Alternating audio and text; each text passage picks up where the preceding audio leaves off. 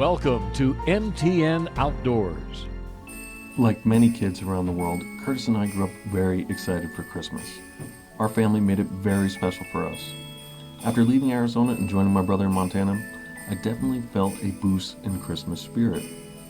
The snow, the trees, the smell and the warmth of a fire, having family together and keeping traditions alive. But it's a little different feeling than when we were kids. Now I think of Christmas with a nostalgia for my childhood joy and the family members that made it so memorable, but also a reverence for what it stands for. Christmas is a nearly 2,000-year-old tradition that combines celebrations and lore from different cultures. But it began in the Gospel of Matthew, with 3 wise men seeing a sign in the sky that meant a baby was born that would change the world. The wise men, also known as Magi, went to Bethlehem and brought the baby Jesus gifts of gold, frankincense, and myrrh. The gift-giving tradition grows with us as people, and we pass that down generation to generation. We begin this episode of MTN Outdoors with a meteor seen by many over Montana, which reminds of the story of the birth of Christ. For Thanksgiving this week, while many families are together and showing each other love, Curtis and I are continuing the Christmas tradition as adults, cutting down our own tree. Thanks for tuning in to this week's episode. I'm Keith Grevenitz, joined by my brother, Curtis. That's him right there, falling with the tree. Many Montanans saw a flash of bluish-green light on Wednesday morning in the big sky. But what was it? The Montana Learning Center at Canyon Ferry has a meteor sensor that captured this video at exactly 6:34 a.m. of what is likely a fireball. When it reaches a certain brightness, we call it a fireball. So you get a meteor, which is like your streak across the sky that you're seeing. When it's incredibly brighter, we call it a fireball. And when it's even brighter than that, brighter than how Venus appears in the sky, we call that a boloid. The fireball was first detected over southwest Alberta, Canada. According to the American Meteor Society, reports have come in from much of the western U.S. and Canada, and of course, the Montana Learning Center's camera captured it. The faster a meteor moves, the brighter the color. The color seen on Wednesday indicates magnesium. What's cool about this one is the trail was very short. And so the shorter it is, the more directed towards you it is. If you did not catch the sherbet-colored morning sky, there will be chances to see more meteors later this week, on November 16th and 17th. Under a dark sky with no moon, you might see 10 to 15 meteors per hour as part of the Leonid meteor shower. Space is a big place, and our solar system has a lot of stuff in it.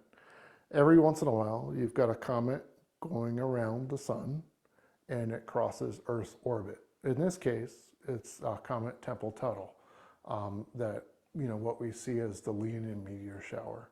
And it just so happens it's going to peak this Sunday morning. This was probably a Leonid. Meteors and annual showers get their names from the point in the starry sky from where they appear to radiate. This shower's name comes from the constellation Leo the Lion, because these meteors radiate outward from the vicinity of stars representing the lion's mane. Reporting in Helena, Madeline Heath, MTN News. If you thought it looked fun when Kurt and I went and cut down our own tree, guess what? You can do it with your family too. And it's not going to break the bank. There are permits available in the Lewis and Clark County National Forest, and they're only $5. You can grab one in person at a Forest Service office near you, or you can get one online at recreation.gov. If you get one online, there is a small processing fee, but I think it's $2.50. Don't forget your saw and your measuring tape. Trees under 12 feet tall can be taken. Taking those smaller trees helps keep the bigger trees and the forest in general more healthy. If you don't have a pickup, you might want to bring something to wrap your tree. And take this part from experience. If you're putting it on top of an SUV, make sure you have someone to keep an eye on things. Because if you're traveling at a high rate of speed and you have that tree on top, it's very easy to get loose. And then you don't want to lose that beautiful tree you cut down. Merry Christmas, everyone. Be safe out there.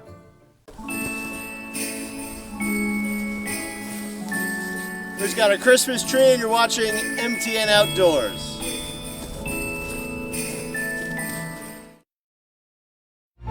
We now return to MTN Outdoors.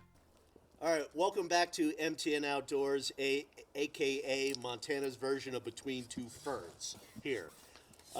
Happy Thanksgiving, everybody. Hope you're having a great Thanksgiving. This is my cousin Quinn Beatty. I flew in from New Jersey. We are close cousins. We are good cousins, good friends, and it's special for me and for my brother Keith and I to have Quinn here on Thanksgiving. So, first time in Montana, right? First time, and won't be the last. Every time I walk around and see sort of the outdoors and the nature and the beauty in the mountains, I kick myself for not coming sooner. But I certainly will make my second trip out here, in the not too distant future. So I was at work. Quinn's home here. You saw an elk walk through the property just the other day. Yeah.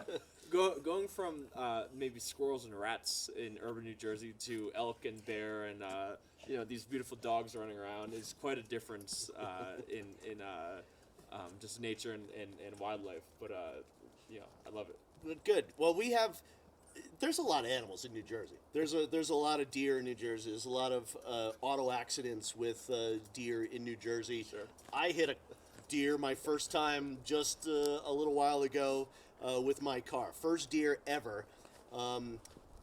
You've been driving my car around with the bumper all messed up and everything. Yeah. Have you seen any other animals while you've been driving around on the road? Well, I'll just say the deer know not to mess with the car now. Yes, they do. They learned. See some elk. We were driving out and we were getting a Christmas tree yesterday, and you spotted out the people who were kind of looking for elk, kind of up on the mountaintops. Yep. So kind of always have my eyes peeled and you head on a swivel a little bit, for animals. Yep, and just a couple of days ago we had, it wasn't a grizzly bear, it was a black bear. A little late, think they'd be in hibernation right now, but wandering through the neighborhoods to greet Quinn, coming in from New Jersey. So we've got a couple of stories that we wanted to share with you. One about bull trout, one about animal encounters in the road, and then also about grizzly bear delisting. And there's been some grizzly bear in the higher terrain around Helena here over the last couple of years I've even seen. So we're going to send you off to those stories right now. Oh my God, right in the backyard. Many live in Montana and Wyoming for our access to the great outdoors. It was exciting and terrifying all at the same time. But until recently, this was a sight you had to be in Yellowstone or the backcountry to see. A trio of grizzlies. I looked out the window of the kitchen and I saw the grizzly. This was just a few miles outside Red Lodge, and it's an experience playing out across Montana and Wyoming as grizzlies expand their habitat. That literally is the reason we moved out here, is just to be closer to wildlife. Kristen Combs is the executive director of Wyoming Wildlife Advocates. We really focus on advocating for the preservation of large carnivores, which often leads to healthier ecosystems in the long run. Combs sees this expansion as a success story, but says the grizzly population still has room to grow. There are currently over 2,000 of the bears in the lower 48 states. And if you look at biological principles, you need a solid 5,000. But some fear big changes could be on the horizon that would halt the recovery. Unfortunately, grizzly bears have become this political pawn. Combs and others fear a new administration in the White House, coupled with a Republican-controlled Congress, could lead to a new push to delist grizzlies. Just last year, Wyoming's congressional delegation introduced a Senate bill to delist the bears. Iowa promoted recovery of grizzly bears and eventually delisting grizzly bears when they got to recovered status. Chris Servine spent 35 years as the grizzly bear recovery coordinator for U.S. Fish and Wildlife Service, but Servine has since changed his perspective. I think if grizzly bears are turned over to the states under the present regimes, that the future of grizzly bears would be highly questionable. Several Wyoming political leaders have expressed interest in limited hunting season should grizzlies be delisted. And just last year, Wyoming's now retired Game and Fish Director Brian Desvik told members of Congress the bears are ready to be delisted with management handed over to the states. When grizzlies became federally protected in 1975, there were only an estimated 150 in the greater Yellowstone ecosystem, and a goal of 400 bears was set. They are animals that bring hundreds of millions of dollars of tourist dollars. And that's why Servine and others say now is still not the time to delist. We should take care of bears instead of demonizing them and trying to remove them and reduce their numbers. In Billings, Alina Howder, MTN News. Right now, there are some new rules that you fishermen should know about. The bull trout in the South Fork of the Flathead River are now under extra protections. The Montana Fish, Wildlife and Parks Commission approved 4 amendments to Montana's fishing regulations. These changes will take effect next spring with the goal of giving the bull trout populations a little bit of a boost. The biggest change is, of course, on the South Fork. Right now, it's the only river in Montana where anglers can target bull trout. But from now on, there will be no intentional angling for the endangered fish, except in July, when catch and release is allowed. There are more amendments to bull trout fishing regulations that will take effect next spring, and you can head to the Montana Fish, Wildlife and Parks website for all those details. Happy casting, Montana. There are numerous wildlife crossings along Highway 93, although they're not always effective at keeping animals off the road. And with new construction and wildlife crossings beginning soon in the Nine Pipes area, there have been some lessons that have been learned from previous projects that will be implemented into these new ones going forward. Wildlife crossings can be basically any type of structure that allows animals to safely move from one side of a highway to another. There are 2 main types of wildlife crossings along Highway 93 North, underpasses and an overpass. The only overpass is located near Evero, and while it's used by wildlife, there are still some issues, like the steepness of the slope and the type of vegetation on top. What we can say is we can make it better than it currently is. The type of structure appropriate for the species, the width appropriate for the species, the approach slopes, vegetation based on soil depth and hydrology, make it match the environment, and then visual barriers. These can all help increase wildlife use. While the Evero overpass may not be for small mammals and reptiles, larger animals like deer, moose, and black bears still use it.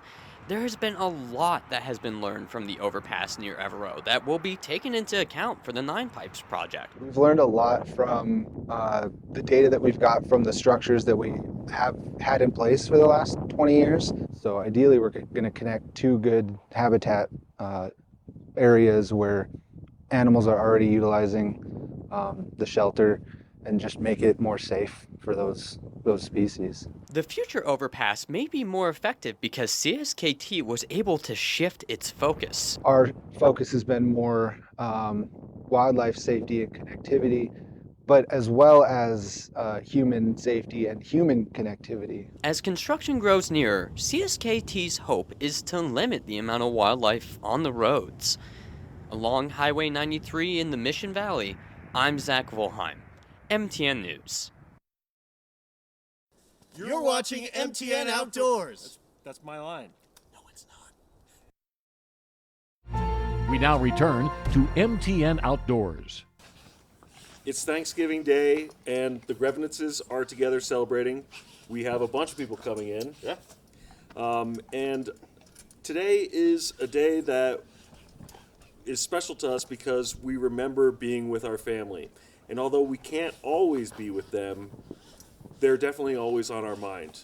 Yeah, especially on a holiday like this. So we do have some cousins coming in, brothers together, some good friends and family. We all wish you a very happy Thanksgiving and hope you're enjoying the holiday like we will be as well. But yeah, family and friends. That's what Thanksgiving is about here. And we've spoken to family. I mean, how many people have we spoken to already? A lot of people. A lot. And how many people have you spoken to and will be speaking to? So it's a great holiday about family and friends. And I'm going to say this before we go any further. This feels like a Montana version of Between Two Ferns. Like, does everybody know that show? This is Zach Galifianakis. But here we go. We got a wood pile. We got our sign. We got an axe and a log and a couple of tomato juices. And a couple of tomato juices. So when Curtis and I grew up, we would spend a lot of our holidays at our grandmother's house, our mother's house.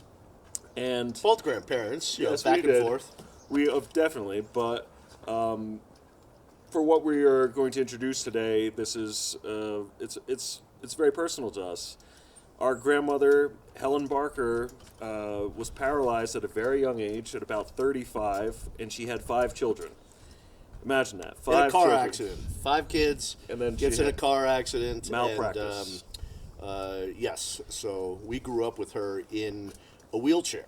And the phrase handicapable comes to mind because she did everything. She did taekwondo. She did She got tennis. a black belt at 70 years old. She had dogs and raised those 5 kids in a wheelchair. So she was an inspiration to us. So now imagine this.